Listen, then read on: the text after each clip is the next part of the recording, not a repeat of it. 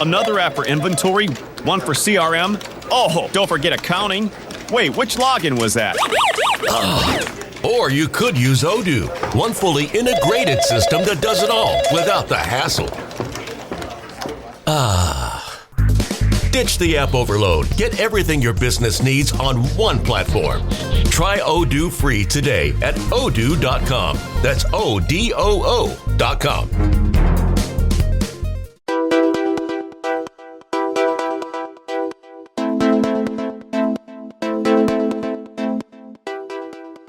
Hi there, everyone. Welcome back to Real Estate Real and Unscripted with Nicole. I am so excited to have you back on this episode. We are going to talk about one of my favorite subjects, and that is the home inspection and what you need to look for in your due diligence period. So I have with me the wonderful Craig Falk, who is the general manager of Wise Inspections. Wise Inspection. And basically, this is a super, super important subject. And I think, a lot of bad stuff out there about inspections and people missing things and, how you didn't catch something. So in Nicole, true nature, Nicole, how I operate is making sure that my clients are educated at the highest level possible. At the end of the day, there's never a problem that can't be fixed. But I do find it super important to align yourself as a professional with professionals that really do a good job and make sure that they inform your client about everything. And so when it comes down to the home inspection, I've been doing this for 12 years. I have horror stories that have come about from inspectors that didn't do the right thing. I've had stories of realtors who knew inspectors and certain things didn't come up. Mm-hmm. And so interestingly enough, and this is an example I wanted to kind of start the talk about, 2 years ago, I had 3 listings. And when I take a listing, I go into the house and I look at things. I'm looking at things that are going to come up later. I'm looking for things like wood rot. I'm looking for if I could see if the roof has some, you could look from down below. You have hundreds of tiles that are broken. We look at the electrical panel. I do. And I go through and I try to see things to get ahead of them so that we can make sure that we don't have any issues later. Because at the end of the day, it's not a question of if something's going to come up. It's when. At the end of the day, you might have an inspector that misses something here and there, but typically those glaring problems are going to come up. So we want to get ahead of it. Interesting story. 2 years ago, I had 3 sellers in 2 different communities that in my meeting with them while I was at the property doing the listing appointment and getting the listing, I walked the property and I went under the kitchen sink. And because I knew, and the reason I did that is and we'll talk about that more in the show, but there's certain ages to homes that trigger certain things that you should look for. So the age of where these homes were built triggers polybutylene pipes. And polybutylene pipes, in a nutshell, are pipes that were used in construction in the early 90s, late 80s. Mm-hmm. And they were kind of touted to be like the next thing, best of sliced bread of piping, right? And unfortunately, as time progressed, they proved to not really live up to those expectations. Right. It was more of a cost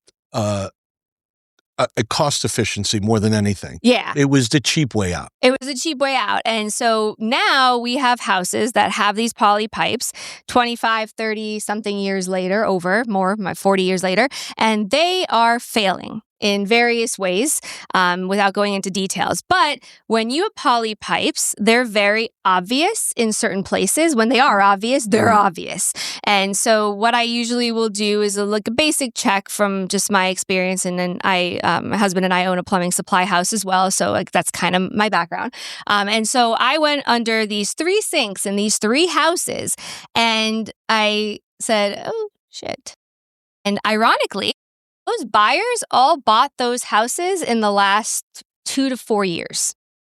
They were not new. They were not like they bought it in the 80s when they were built. They bought them recently. Mm-hmm. And this happened all in 1 year, 3 different sellers. And I said, hey, quick question. Do you happen to have your inspection report when you bought the place? One of them was 2 years ago. And she said, yeah, why? I'm like, let me look at it real quick. Mm-hmm. I pull up the inspection report on every one of those 3 situations, and it was copper and PVC. So when I went under those sinks, I looked and I see gray piping with all the what do you call it? The joints and everything. And they're poly pipes. And the pipes are kind of like jiggly, like they were straight up poly pipes coming out of the wall. And all my sellers in those instances were like, what is that? What's the problem? Is there a problem? Yeah, there is a problem. That is a significant problem. So here's where we're at, Mr. Seller. You bought this house 2 years ago. Joe Schmo, inspector did the inspection, and look what he put on your 4-point, and look what he put on your thing, copper. Mind you, one of the inspection reports had like a straight up picture of that, and it was great. I mean, it was. And so that really made me think, oh my God, like how? And then one of my sellers said that inspector was real chummy with my realtor. And I was like, well, I'm sorry, but you basically got sold a raw bill of goods. You have a pipe that, and one of my sellers actually brought it to my attention after because she had a leak and she had no idea. So one thing that I've built my business on is making sure that everything is done right and that everyone is informed properly. And yes, things might be scary. Yes, you may not want to hear what I have to say. It's not all going to be fuzzy wuzzies, but I'm very real and I want to align myself with people who do. So when I started working with your team, I was like, listen, I'm the agent that wants you to rip that place to shreds because you'll get agents that'll coin those inspectors, those deal breaker inspectors. And they'll come to you and be like, hey, is that really a problem? Can we, is it that big of a deal? Can you try to help, make the buyer not think it's that big? No, hell no. I'm like, listen, if it's a problem, it's a problem. We're going to address it. And then don't get me wrong. You might discover on your inspection that you have poly pipes, but then what do? At least you know. Well, the biggest problem also, and I'm sorry to cut you off. No, go ahead. The biggest problem is that if the poly piping is discovered 2-3 years down the road, as you were indicating, that's a bad mark for us. Our obligation is to do that inspection for the buyer and to come up and find everything that might be an issue. Yeah. Now, with regard to poly piping, because most of piping is hidden by walls. Right. And I was going to talk about that too. Okay. Yeah. So what we do for poly piping is we use a little endoscope camera. Yep. And we find little openings, whether they be outlets or they be behind let's say appliances, and we put the endoscope camera in there to see inside the wall. Yeah. And if there is poly piping there, obviously we indicated on the report. There's also the attic. We go to the attic. Yep. A lot of poly piping in the attic. So if we see gray poly piping, that goes on the report. But to mention, as you did, Nicole, with the copper and so forth, what a lot of people do is they use the knobs underneath a sink, and they make those copper to cover up the poly pipe. All the time. Because I've seen no it so many one times. looks behind the knob. I've seen full-fledged renovations that were done, like gut job renovations, brand new kitchen, brand new bathroom. And I'm like, for the love of God, you didn't change out the pipes? How dumb is that? And then there are some people that go, that's just a wise tale. And it's not really necessarily. Let me say that we've seen homes that have leaks from poly piping. It is real. And very much. Now, the insurance companies have gotten very smart because they won't insure homes with poly piping. Right. So if we call it out during the inspection and it goes on to the 4-point inspection, which will be going to the insurance company, they will note or see it says poly piping. They will not entertain insuring that particular home. Right. So poly piping is the kryptonite to a home purchase, as kryptonite was to Superman. Yeah. Poly piping would be probably the top 2 or 3 items that could, for all intents and purposes, harm the deal. Right. I'm not going to say kill it because nothing could be, nothing is killed as long as the sellers are willing to negotiate.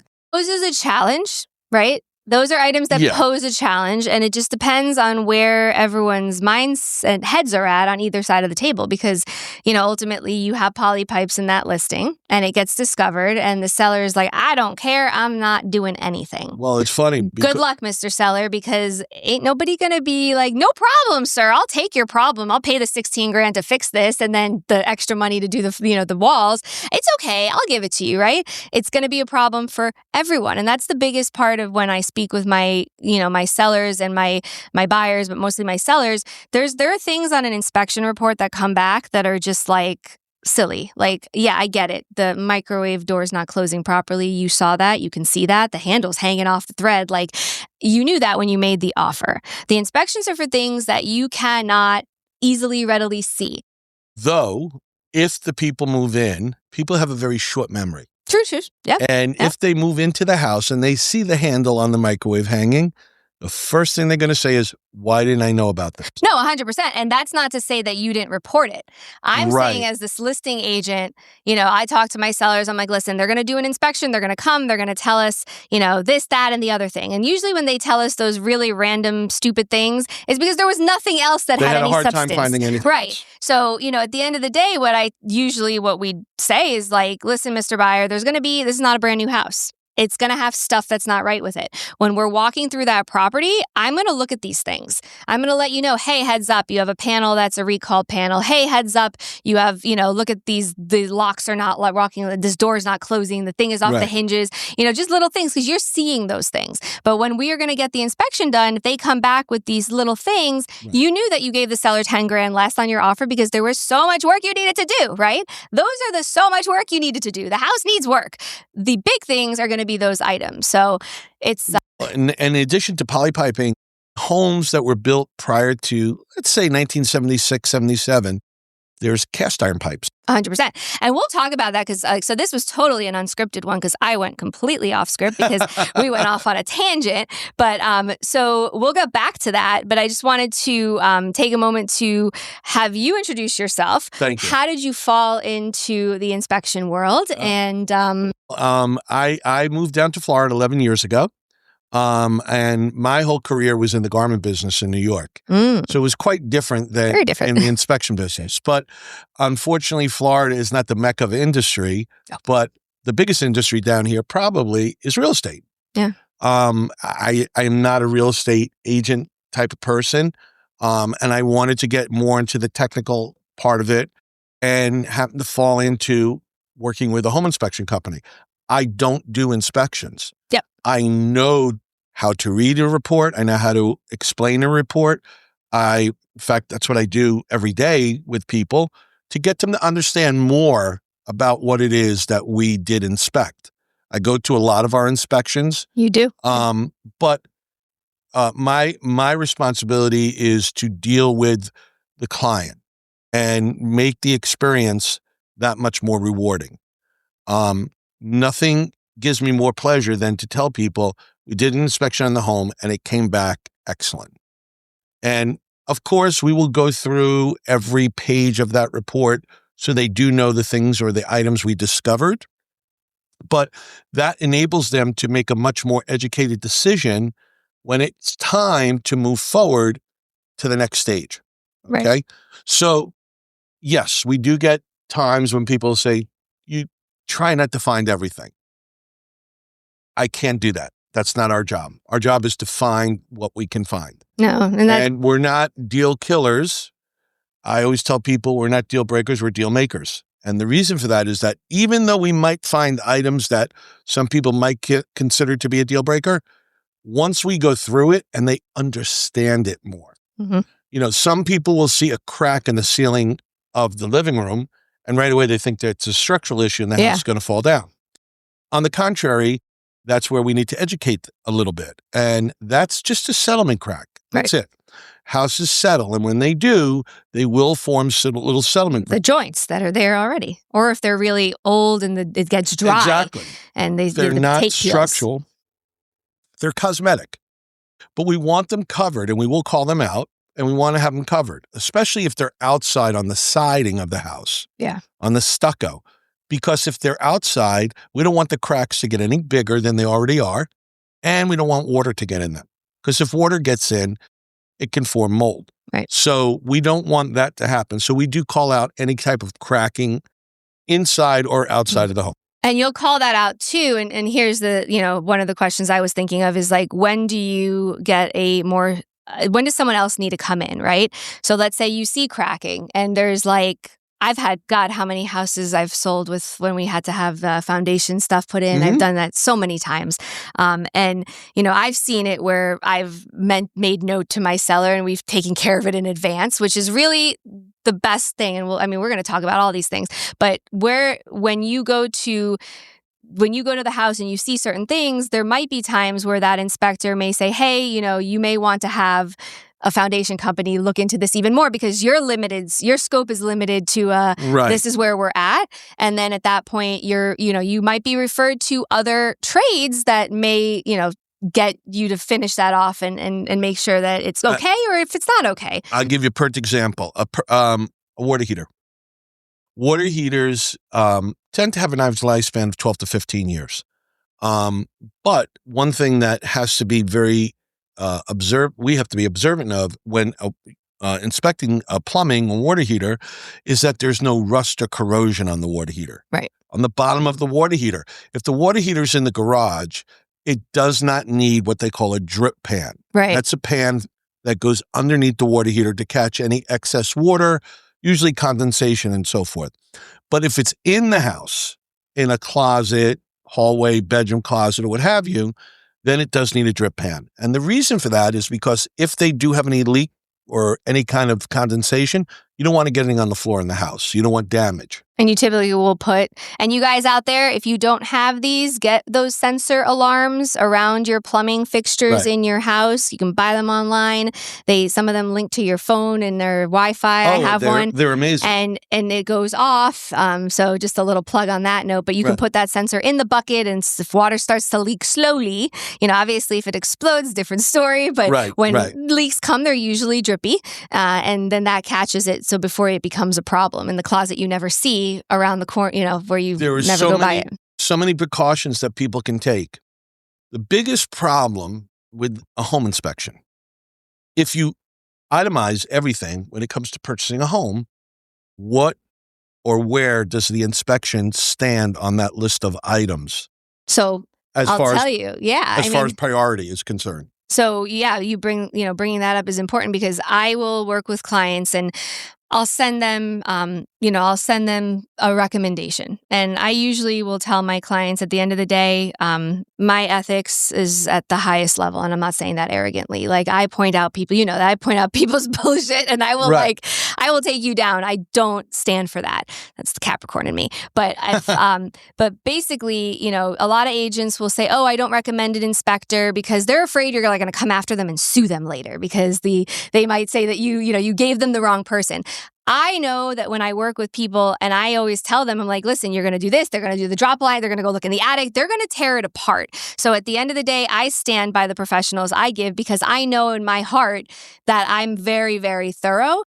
When you have, when you have a buyer and they're like, hey, do you have an inspection company you could recommend? I will recommend. And I'll say, listen, you're not required to use them. You can find anyone you want. But I'll tell you the few that did find people they wanted, it was no bueno afterwards. Really bad. Right. I have situations that were water damage problems. It was not my inspector. Long stories that came out of it. But, where I was going with this was basically like, if I'm going to give that referral, I'll give them the referral. And usually buyers will say, oh, how much is this? How much does that run? Well, how much? Right. The worst question that someone can ask when it comes to an inspection is how much. If someone calls on the phone and I happen to pick up the phone and the first question that comes out of their mouth is how much, I always tell them they're calling the wrong company because you're not asking, what are we going to do? Right. What are you going to inspect? What will I know about this house that I don't know now that will make me or motivate me even more to want to purchase it? What kind of value is going to come out of this inspection? You need to know all of these before you start asking price, but people are programmed. Yep. To first ask for price before anything. And the bottom line is, as we were discussing before we went on the air, if someone's buying a house for $800,000, you want to know that that investment is going to be a solid investment for years to come. Yeah. And you're going to go out and hire an inspection company for a few $100s just because they say they do inspections, but yet, as you were mentioning with the poly piping, they're going to miss things. Yeah. So in order of importance, as I was saying, with regard to the transaction, what comes first? Well, obviously, we know the financing comes first, because if you didn't have the financing, you wouldn't be buying a house. So that's a given. But beyond the financing and the contract, the number one thing is the inspection. Yeah. Because from the inspection derives the insurance, Yep. derives the movers, derives new schools for children if they're coming in from out of town. There are so many different things that come from that. But if the inspection does not meet up to the standards or is not what you expected as a buyer, well, then you know what? It's money well spent. Plenty of times when we've done inspections on homes that have been in bad condition, and we inform the people of this, we're not killing a deal. We're doing what we're obligated to do. It's our fiduciary responsibility to report back to our client what we discover. It's facts. That's it. It's facts. It's But data. we don't look in an attic and see for argument's sake, a truss that's, a piece of wood, which is called a truss, falling apart, and we ignore it. And then one day that truss falls apart. And what are they going to do? They're going to call us. Yeah. And we didn't put it on the report because we didn't want to upset the agent. Yeah. I knew the agent's not paying for the house. The buyer is. Yeah. Okay. So the inspection is number one. If that be the case, you want to make sure you hire the best. It's not about the price, because there's an old saying, those that shop price pay twice. Oh, yeah, that too. Okay. So I've had plenty of times when people have called and said, Craig, we'd like to schedule an inspection. Just happened a couple of weeks ago. And they wanted it for Sunday. Now, in the inspection world, you don't get many companies that do Sunday inspections. We do Sunday inspections. So I arranged to have the inspection done. This was Saturday night at 8:30. They called me. Yes, and that's a plug for them. They are great. Craig is great. Yeah. So I answered the phone at 8:30 Saturday night, and I worked out with her. By 8:45, I had my inspector ready to go for the next morning at 10 a.m., and I came up with the pricing, and I sent her the pricing, and she texted me back, and she said, can you do it for $200 less than what the price was that I quoted her? And I didn't even text back. I called her. You can, but the person would never have scheduled it at 8:30 at night, too. So right? I called back and I said, why are you asking me for this price? And they said, well, because the seller had a relative that had an inspection done, and the guy did it for $200 less. And I said, well, let me just do you a favor. And she said, what's that? I go, hire the other guy. She goes, well, what do you mean? I go, hire the other guy. Because I'll match pricing, but not on a Saturday night at 8:30, 8:45 for a Sunday morning inspection. And I wasn't charging them a premium. Mm-hmm. They were paying as if they were having it done on Monday. Yeah. We don't do that. Okay. So, she appreciated my honesty, and they were scheduling it for the next morning. Tuesday, 2-3 days later, I get a call, and they said, Craig, do you have any openings to do an inspection the next day or so? I said, yeah, why? She goes, the inspector never showed up on Sunday. But worse, he said that he had to be paid beforehand, so they paid him, and now he's disappeared with their money. Yeah. Again, those that shop price pay twice. Yep. So now, where they thought they were getting an inspection for a great price, they ended up wasting that money and then still having to pay us to do the inspection. Yeah. Okay? There's certain things I feel like you don't scrimp on. And you have to realize, one thing I find with clients, and I give everyone everything. I mean, I literally give you everything. You get a headache after you deal with me, but you love it because you know I didn't miss anything. But in my emails, when you go under contract, it is thorough. I tell you every possible inspection under the sun you could possibly get. I tell you who you can consult with to see if you need everyone under the sun that you can. I list everything. And, I can tell you so many times. I mean, they're all popping in my head right now. But I've had situations where I'm like, hey, listen, you have a pool. You need to do a full pool inspection. A leak detection, and do full inspection of the pool. Not just the one that comes with the generals, and this was years before I met you guys. And they're like, no, blah, blah. It's a newer looking pool, blah, blah. We shouldn't have any issues. Okay, yeah. How about 6 months later, right? I got a text message saying, shit, we have a situation and it's been going on for months and like they didn't even want to call me because I was No, because you know I why? was like, yeah, you've been filling your water up very frequently. Okay, great, right? That happens, and like even like the mold, air quality type of stuff. Things seem to have this like it's a price point. It's not cheap, right? It's not cheap, but at the end of the day, when you look at the big picture, if you missed it, you're going to pay way more. Well, it's true. And just to get back, Nicole, for a second about, I believe a realtor forms a team. Mm-hmm. And their team consists of a great mortgage guy or girl, person, an insurance person, an appraiser, if need be, and an inspection company, a mover. These are all the things that are essential in a transaction. So you as a realtor, to have a team of people that you can trust, that you know will do a great job, that will report back to you everything you need to know so that your buyer, in this instance, we're talking about a purchase, is going to get the 110% exact service and quality and value that you had told them about. Now, we work with a lot of realtors who say, well, I have to give 3 numbers. No, you don't. That's a fallacy because they're worried they're going to get sued. They're worried they're going to, and I don't worry because I know my intention. Well, why would you worry? Why would you worry? Right. Why would you worry if you have a great team? Yeah. Right. So that's the same thing as Major League Baseball. You have 5 pitchers that are starting pitchers, but you know what? You're deciding to use another pitcher from another team. It doesn't happen like that. I want to know, if I was a realtor, this is my team. You work with me, you work with my team. So there are plenty of realtors like yourself that'll call me up and say, Craig, we have an inspection we need done on Thursday. Done. Let me have the client's phone number. I'll call them and I go through everything with them. Yep. Essentially what I do is I walk them through the inspection in their mind from the outside of the house to the last item that we check.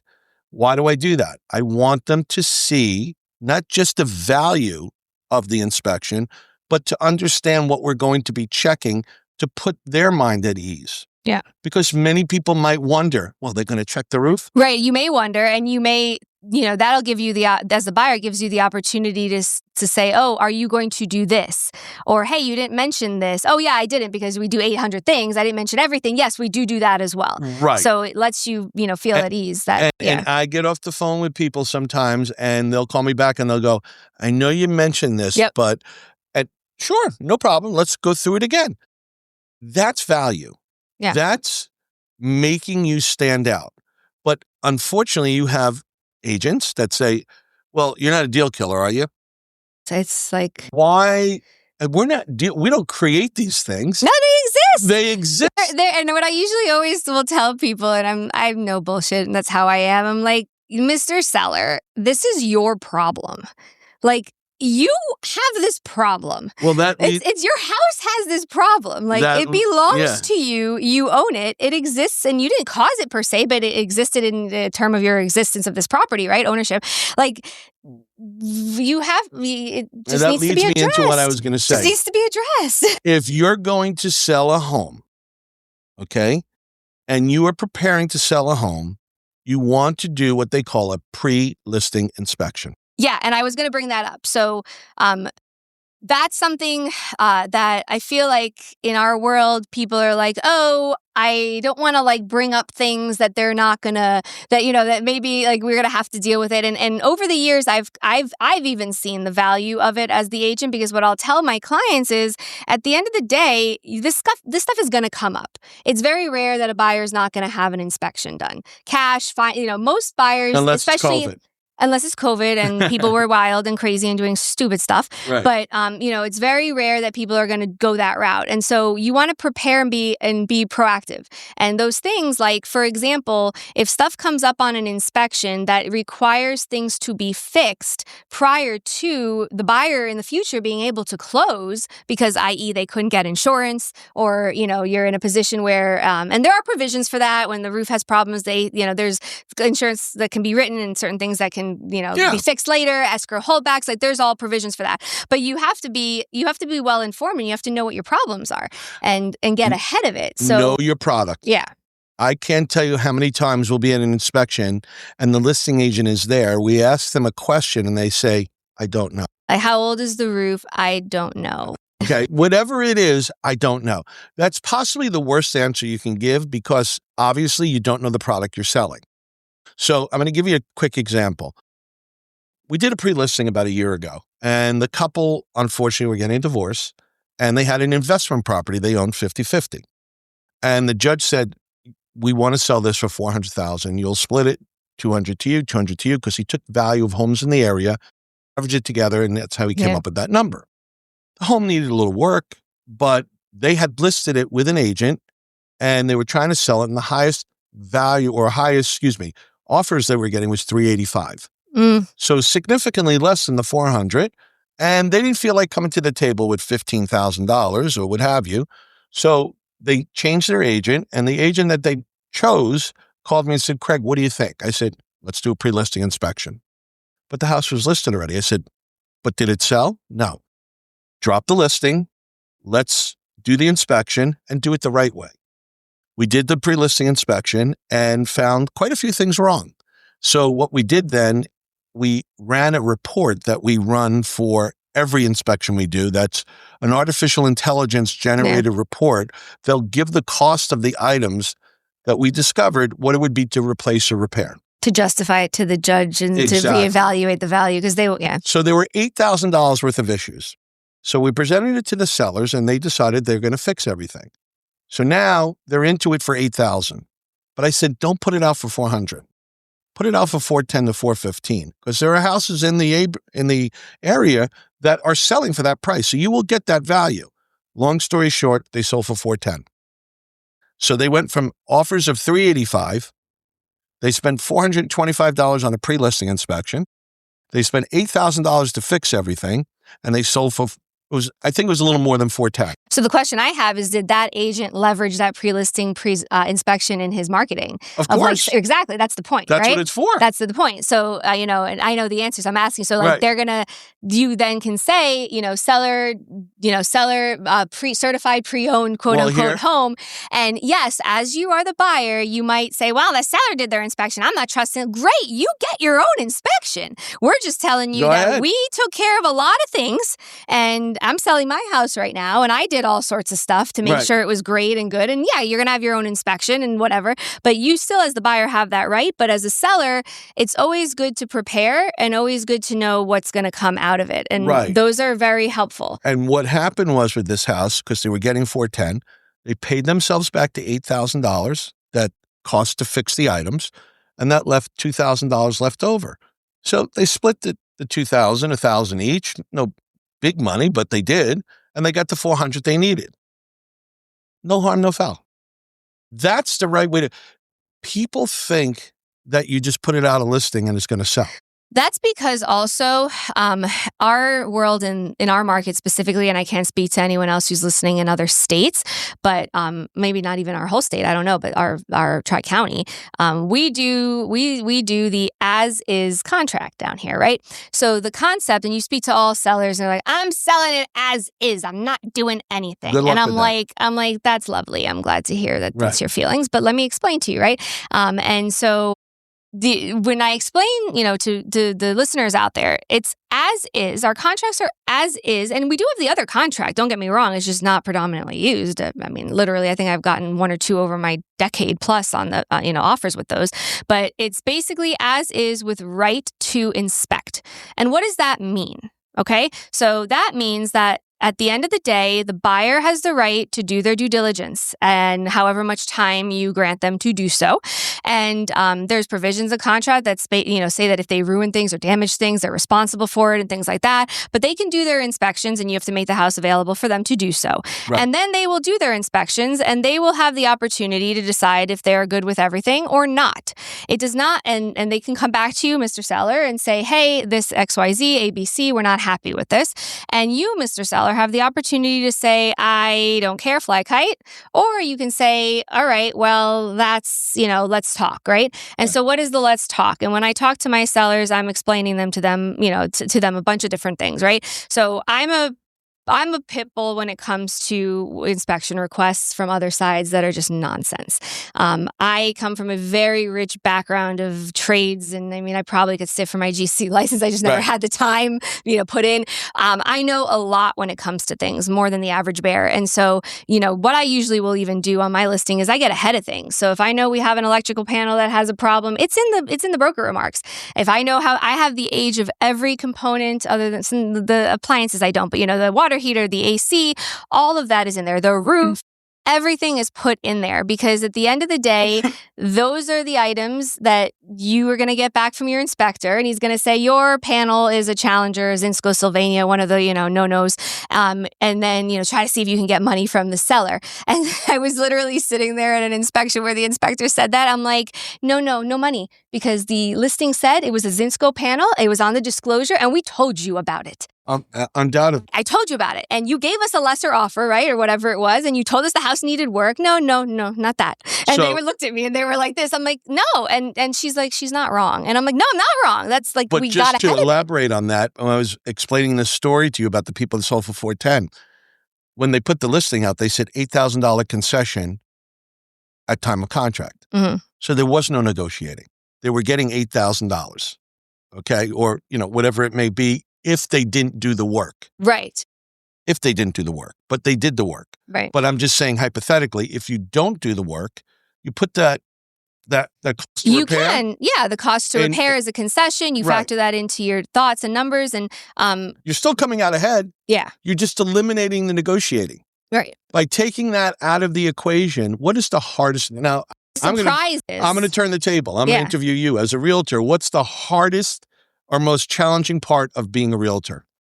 All the surprises that come up and having the negotiating, the things all the problems that come up. And all of that comes from not preparing. Yeah. And all of that comes from taking the cheap way out. All of that comes from not aligning yourselves with people that match the quality of work that you do or the compassion or passion you have for what you do. So the hardest thing in the transaction is all the surprises that come up. And that's one thing that I built my business on, was about no stone left unturned, getting ahead of everything so that those problems are mitigated in the future, because it's not if, it's when. So, going back to the as-is contract, it is as-is with right to inspect. So, I want to put it out there for the general population that's listening, because this comes up all the time.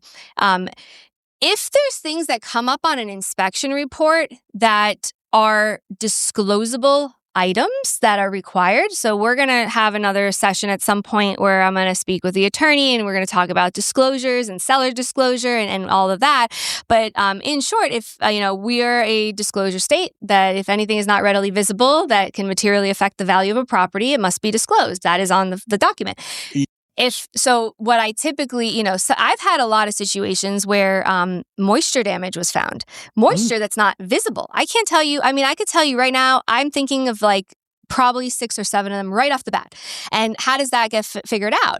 You guys have tools. Well, certain things. I was going to say, where we find most moisture is seals around windows will tend to get hard and crack because of the sun and the heat in Florida. Right. And they form these little hairline cracks that probably sometimes you can't even see them. And then when it rains or sprinklers, most sprinklers in Florida hit the house, they don't hit the grass until we come in and inspect and find out they're hitting the house. Right. But what happens is when water gets onto these little cracks, water takes the path of least resistance. It's the strongest force of nature. So it falls into these little cracks, and where does it end up? Inside the wall. Yeah. And it's inside the wall below the window. And if it's sitting there in a dark, warm area, it's going to form behind a piece of furniture. I had one where the seller had a very shiny, God, I can't think of the word. What's the high gloss finish walls, which was bizarre. And so that water didn't seep through because that stuff was like glue. Right. And when they took the infrared and even the moisture meter, like it was like crazy, and it was leaking, and it went underneath the floorboards and everything. And so what I will tell my sellers is, going back to the as is with right to inspect, like, you have a problem now, right? So the buyer brought that to your attention, and I can't tell you how many times people will be like, I'm not doing anything. Or I'll have the buyer and the other agent's like, they're not doing anything. It was as is. Well, you need to explain to your client that what's your plan now, dude? Like, what's your plan? You have water damage behind a wall. You can't just avoid it because we are a disclosure state, right? So you're not just going to say, I don't have water damage. What's the plan? And I literally had a seller with one of my buyers years ago, my good friends. They were hiding so much shit. I can't even tell you. They hid mold. They did not remediate after they knew because we found mold and we found stuff through our inspection. They refused to do anything. They turned around, sold that shit, and someone literally bought it. Well, and the problem with that is that if you're buying an inferior product, because the house is a product. Yeah. If you're buying an inferior product, then it's going to end up costing you more money, right? But why did they buy the inferior product? They bought it because I'm going to go back to the beginning. They wanted to save money on the inspection, right? There is no written rule of how much an inspection should or shouldn't. And I was going to also say this, there is no written rule of that the house passed inspection. I wanted to bring that up because people say that the pass, and that they tell that to me all the time. I'm like, that doesn't. There's no such thing as pass. I didn't mean to interrupt you, but I was thinking about that. I wanted to bring that up. Like, there's no such thing as pass inspection. It's you got stuff that's existing, and you decide how you want to negotiate. Whether it is a shithole or not. Yeah, you want to negotiate to get because you can buy a shithole at the right price. Right. You know, everything has a price, and you know when you have the as is with the right to inspect, you're basically in a position where the seller can say no, but then the seller has things, and I'll tell my seller, listen, you have a disclosable item now at this point. And you need to fix your leaking wall. Like, what are you just going to leave it, right? So at that point, yes, let's give them a credit and let's move on. Well, right? But the problem is that a lot of people, like, for example, cast iron pipes. Yeah. If we discover cast iron pipes, and it could cost anywhere from $8,000 to $10,000 to replace or repair these pipes, right? Well, the seller says, I'm not helping you because when we flush our toilets, we don't have a problem. It's perfectly fine. Right? No. So now, Nicole, you were the buyer. And you're saying, well, if you're not going to fix it, I'm walking. You walk. Now I come and I say, I want to buy the house. Unknowingly that Nicole was ever under contract or anything. The first thing that those sellers have to tell me is that there's cast iron pipes. Yep. And usually that does not happen. So what happens is if I then go to do a scope and I find cast iron pipes, the first question I'm going to ask is, was this house ever under contract before? And here's a quick story. Mm-hmm. This happened about 6 months ago. We inspected a house in Fort Lauderdale. And when we went to do the scope, the gentleman who does our scopes came out and said, I just did this house 7 weeks ago. He said it had to have been 2 months ago. Really? And how were they? He goes, I don't even have to put the scope in. I know what they're like. It was like $20,000 worth of damage. So I said, hold off on the scope a second. And the seller's agent was there. I said, I need to ask you a question. Honestly, did you or have you ever seen a scope done on this house? She looked at me like I had 10 heads. I said, because the gentleman that's standing out front right now did the scope 7 weeks ago. So if there are cast iron pipes and there were a problem, I think it'd be best if you disclose it now because you're going to save yourself and perhaps maybe make your sellers understand this has to be negotiated. No one's going to buy a house with cast iron pipes that are falling apart. She spoke to her sellers and they ended up splitting it 50-50, which is fair. Okay. Yeah, whatever negotiation you get to, it just has to be something that works out for both parties. Everything has a solution. Not to disclose it and then have the same guy come to do hysterical. the scope. Of course. That's what you call busted. Yeah. And she was busted. Yeah. And nice young lady, and she was a realtor and very good at what she does. But that's like that's not even a oops, I forgot. No. That's just we're not telling anybody. And that's where I challenge my industry out there to be better. Oh, we're better than that, you know, in light of the NAR suit and everything that's out there. Like, that's because there's been a challenge of our value. And that's because I feel like a lot of people don't understand the assignment. And I built my business over the last decade over doing the right thing and just making sure that it was done you have to do the right thing. It's going to come back to you. It's going to come back to you. And at the end of the day, and people will say to me, well, if I disclose that I did my whole renovation without permits, if I disclose that I did this and that, then the buyer's not going to want it. I'm like, no, God, 90% of houses are not done with permits. I don't think I've walked into a single house. But at least then at that point too, the buyer knows and they can do the proper as they wish. And if they care, if they don't care, they can, Here's the little quandary with that. As a buyer, you might not care whether things have been or have not been permitted for. We're going to run a permit report for you. Right. Okay. So we're going to be able to tell you if things have been or have not been permitted. Now, there are buyers that'll say, oh, it's not permitted for. I don't care. But then there are buyers that say, what happens when I want to turn around and sell this in 5 years? Or what happens, and this is how I share with my clients. Basically, I'll tell them, listen, we're looking at this house and we were doing one with one of my clients from out of town. And I'm like, they did impact windows. They said impact windows. I asked the agent, are you sure they're impact windows? Because I don't have any permits anywhere on Coral Springs website. And he, of course, never answered my email. And then I asked him again, and he didn't answer my email. And it's this is one, it's findable. Two, it's disclosed. It's a disclosure on the seller's disclosure. Mm-hmm. Are you going to say you don't know? They were not done right? So what I typically, when I told my seller, because, maybe you're buying that house and you had the kitchen redone, right? And you didn't think anything of it. And then you hire a company to do your impact windows because now you're going to put impact windows in your house. And then what happens? Well, I tell my clients, listen, heads up. All right. I'm letting you know this was not permitted. And then you guys let them know. But I let them know too, because I actually print a permit history form that I append to all my contracts. I pull it up. And so basically I let them know that if, here's what could possibly happen. Here's your worst case scenario. Here's your not, But there's an out. Yeah. And what you can do is you can hire someone is an expediter.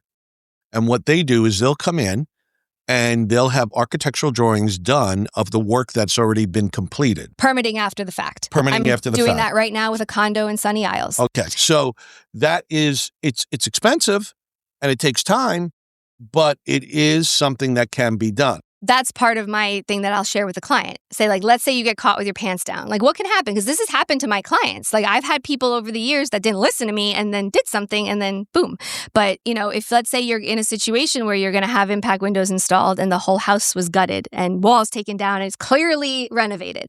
Well, you're inviting the inspector from the city of Joe Schmo to come in and inspect your impact windows. Right.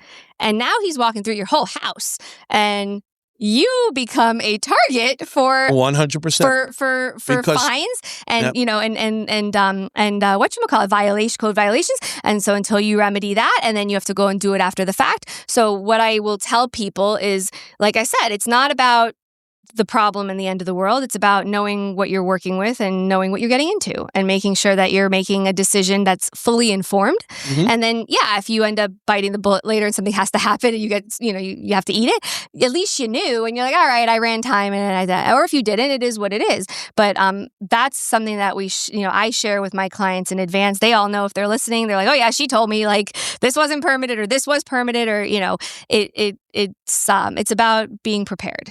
Well, you know what it is also is that when someone's buying the house, and going back to what we were saying at the beginning of our podcast here, is that the buyer needs to know everything. Yeah. And everything is from the age of appliances to the age of the roof to the condition of the floors to whether there are or are not settlement cracks. There's all of these items that the buyer needs to know. Again, it comes down to if the company that you have coming in, are they capable of doing that? Do they have the wherewithal? Or you hired them because they're going to charge you $300. Now, they always say that if that's all you want to pay, you're going to have to take care of the items that come along afterwards that a good inspection company would have discovered. Okay. But at the end of the day, as a buyer, again, it's an investment you're making. This is the single largest financial and emotional investment you'll make in your life. If you're going to make an investment like that, I have bought and sold houses in the past myself. And you know what? when they came to the inspection, long before I was in this business, I would say, I want everything inspected. Yeah. Everything. They said, well, you don't need, nope, I want it inspected. Why? Because I don't want to find out about it in 6 months from now. Yeah. And if I have an opportunity to go after the seller and get some credits or concessions, I'm going to do it. Yeah. Now we'll get a call from someone and they're buying a house built in 1953 in, let's say, Lighthouse Point. The house is not in great shape, but they're buying the house and they are planning on gutting the house. So I'll say, well, you should do a sewer scope. Nope, don't want to do a sewer scope. Why? Because we're gutting the house. Okay. Well, you should do this and this. Nope, don't want to do it. Why? Because we're gutting the house. Well, Mr. Buyer, does the seller know you're gutting the house? No. So then why wouldn't you do the inspection? If the inspection is going to cost you $800-900, but you can get $10,000 back in credit, would you spend $800-900 to Yeah, in get that case, the $10,000 back? sewer scope, hey, Mr. Seller, you have really, really crappy cast iron pipes, and then now you got yourself a little bit of extra spending money on your reno. So you have to sometimes take that, but then you get people like, nope, I don't want to spend money on the inspection. I'm going to gut it. On the flip side, though, as the listing agent, when I was at talking with the buyer's agents and they're making our offers, and the buyer's agents are like, listen, the house is a total, it's total hell, shithole. It's terrible. And we're going to be, they're going to be redoing everything, blah, blah, blah. Then they do their inspection because I don't let things slide. And then they do their inspection. They come back, like you said, right? They come back and they're like, hey, the pipe leaking under the sink. What pipe? You're replacing the whole sink, right? No issues. Oh, and the roof has broken tiles. Yeah, we told you. It's like 35 years old. It's going to be, you said you were gutting the whole thing. And the windows are, you're gutting you're gutting the whole thing. You told me you were gutting the whole thing. Right. We're not double dipping right now. Did you find any mold? No. Did you find any water damage that was hidden? No. Did you find any leaks coming through? No. Great. Everything else you were gutting. Right. And I've saved myself, I go back for my sellers and the conversation's done at that point. And so, it's on both sides. Just to also elaborate on the, we were speaking about inspections for buyers.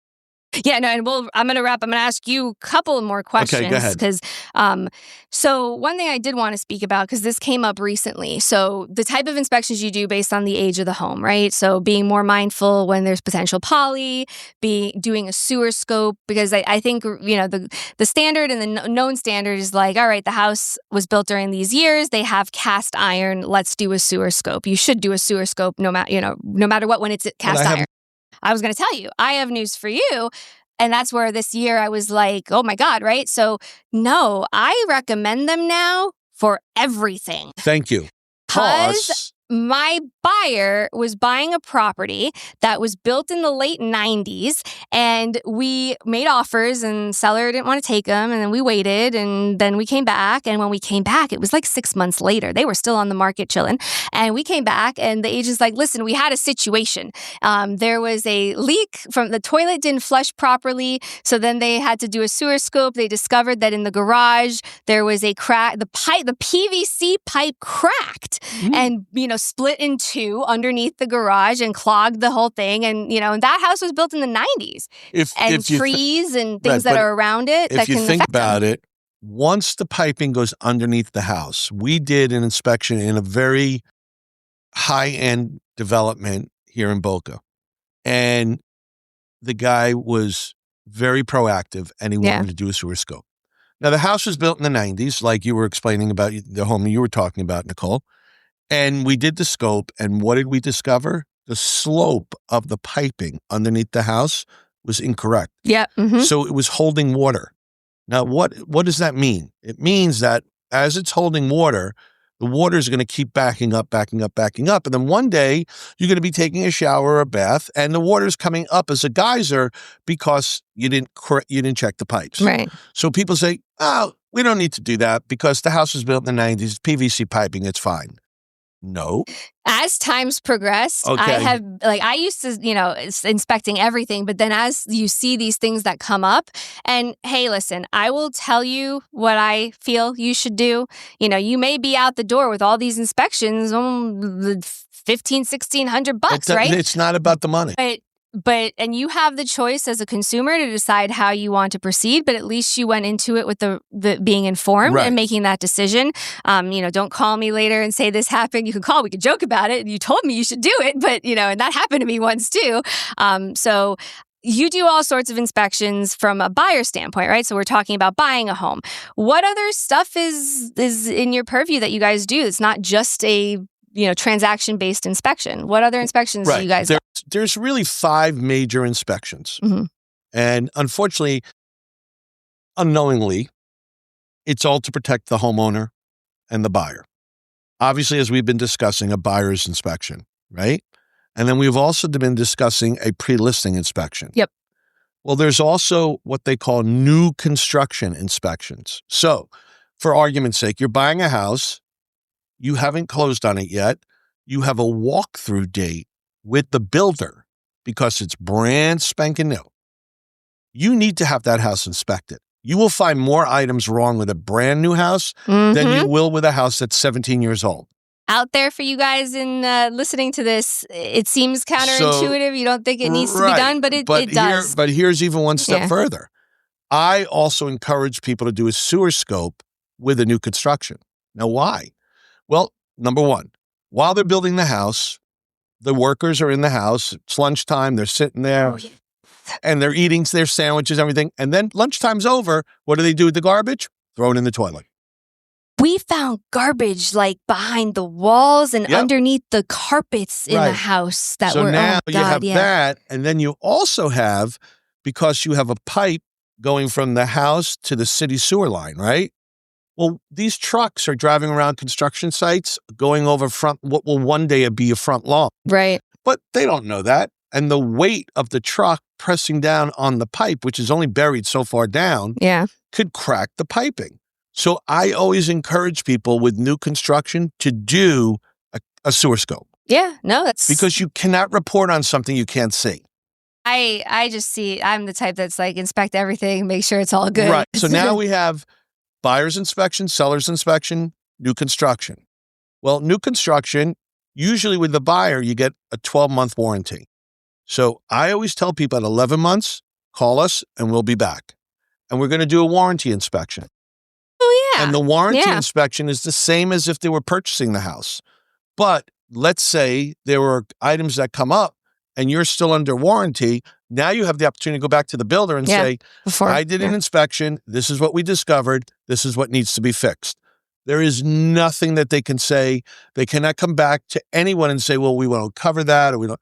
It's all within your warranty.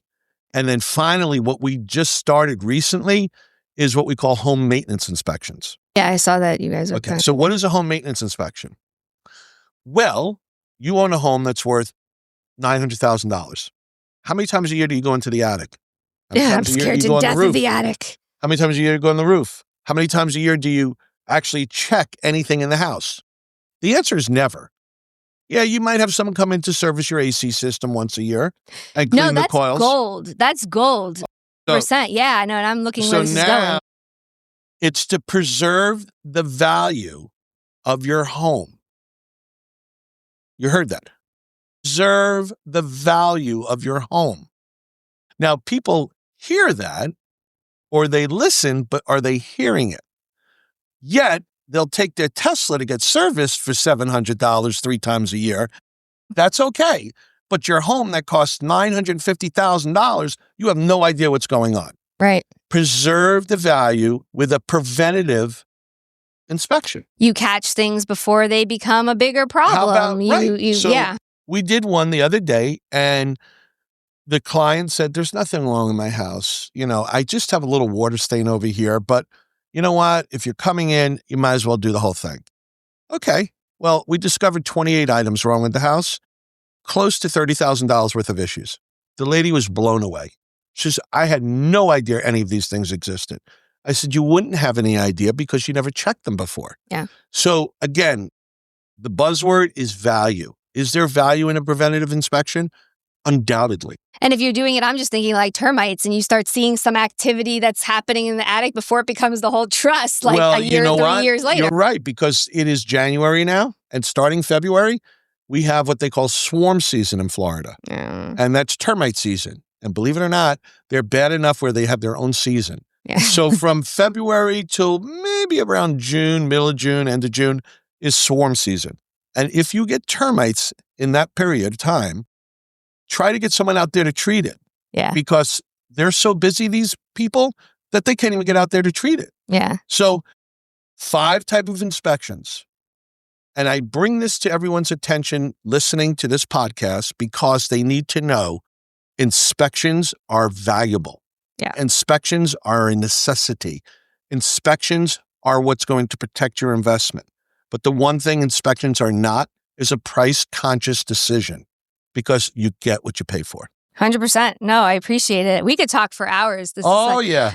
That's like I said in the beginning, this is my favorite thing because I'm just like, that's just me. Like I'm crazy about getting this done right. So thank you for joining me. It was my pleasure. Let the listeners out there know a website that they can hit you guys up at. If we'd love to hear from you, www.inspections.com.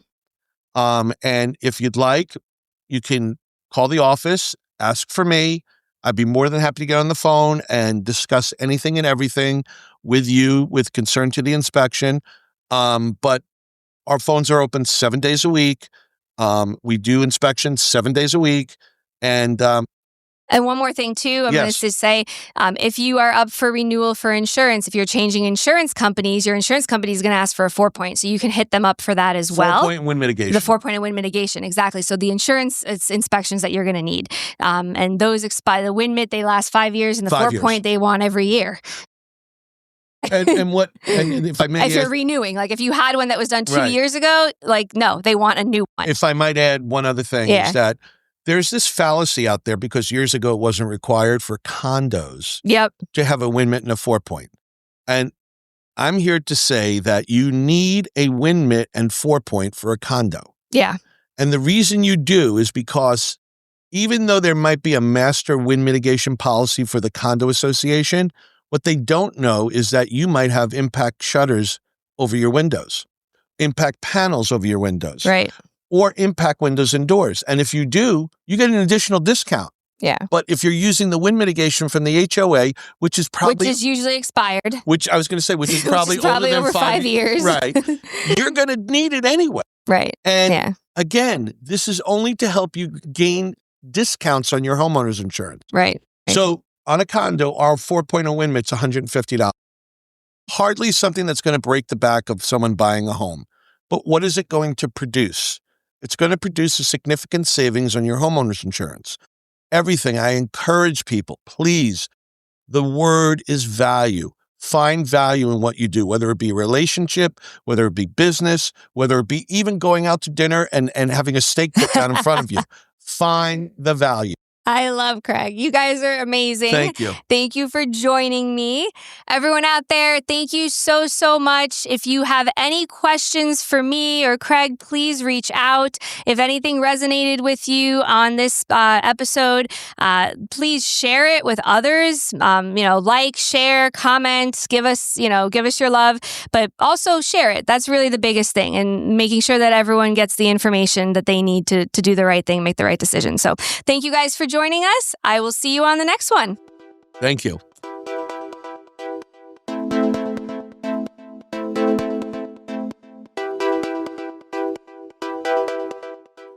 I built this business the old-fashioned way. Hard work and a whole lot of spreadsheets.